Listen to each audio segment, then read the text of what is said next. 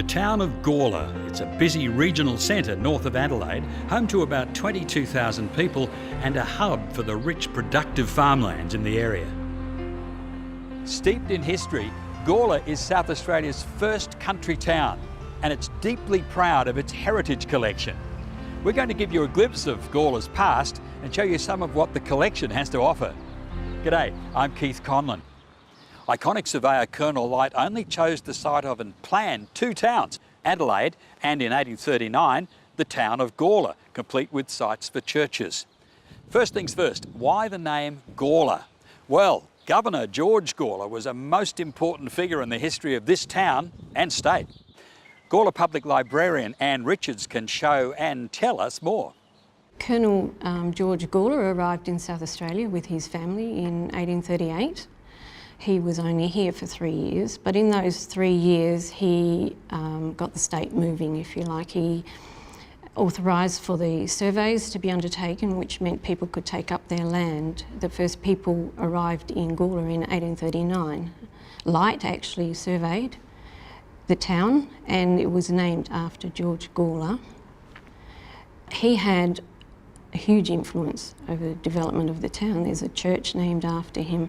He was active in helping set up the institute. We have some books which were donated to him. He donated £25 worth of books, but we only have 2 left that we know of now. One of them is a book of shells, a catalogue of shells, and it was signed by George Gawler when he donated it. The other is a book about the coastline of Australia, which was actually written by Philip King, who was a governor of New South Wales, and also signed by George. What's in it? Lots of things are in the Heritage Collection. There are books, manuscripts, photos, maps, textiles. We have mayor's robes, illustrations of all kinds of things. This gives the town its character, its history, its sense of coming from somewhere. Governor Gawler commissioned a survey, as was promised to the people emigrating from England, of the land of South Australia. And with the discovery of copper at Burra, Gawler became an important staging post between there and Adelaide. Businesses were established and one in particular belonged to James Martin. He started as a blacksmith and became a prominent figure in the town's history. Here's Anne. James Martin was Cornish. He came to Gawler in 1848. The story is that he came from England to Australia because he had asthma and he wanted a dry climate to live in. He arrived here with his wife, young wife, in a horse and dray with his blacksmithing tools in the back and set up business just down in the main street from the institute. There was one other blacksmith in the town at the time and said that they'd never both make a living and James should move on, but he stayed anyway. He went from that to being an employer of over 700 men at the peak of the James Martin and Co. foundry. He was influential in the town. He was the mayor for a total of 8 years.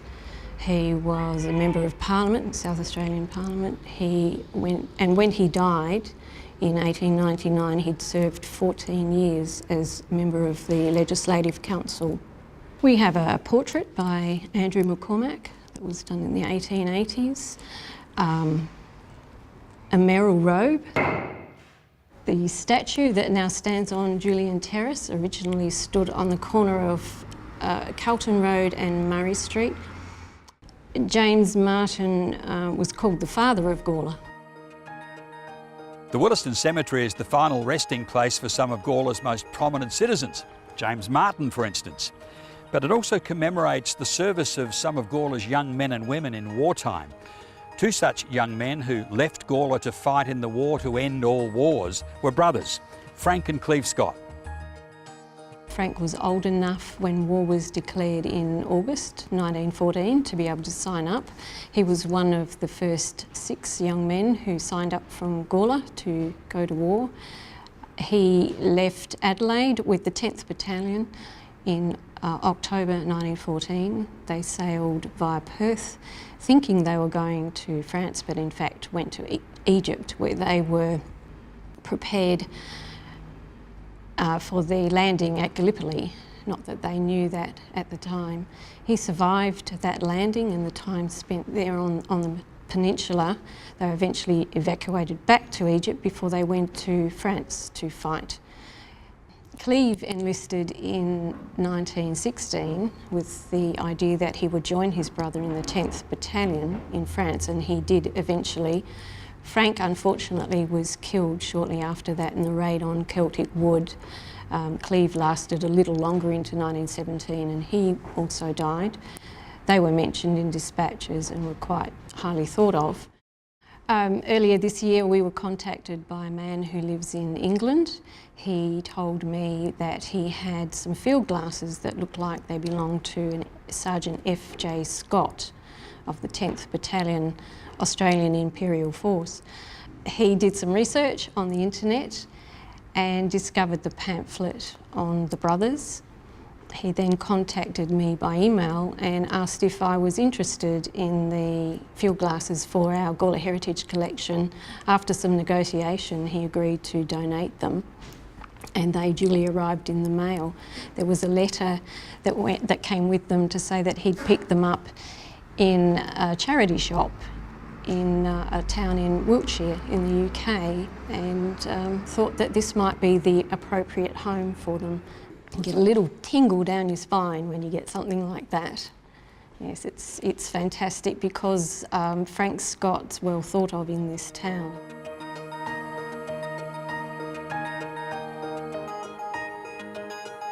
Here at Art Lab we're having a number of works conserved. Jodie is working on a portrait of George Gawler, after whom Gawler was named.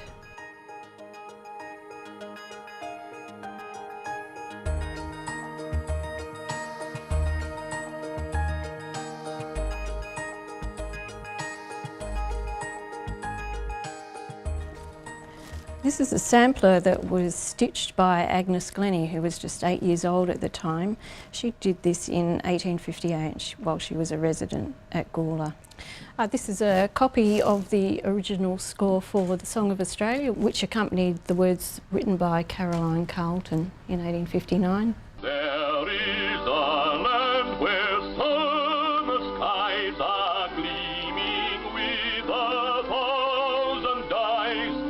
The Gawler Institute decided to run a competition to celebrate the 2nd anniversary of the formation of the Gawler Institute.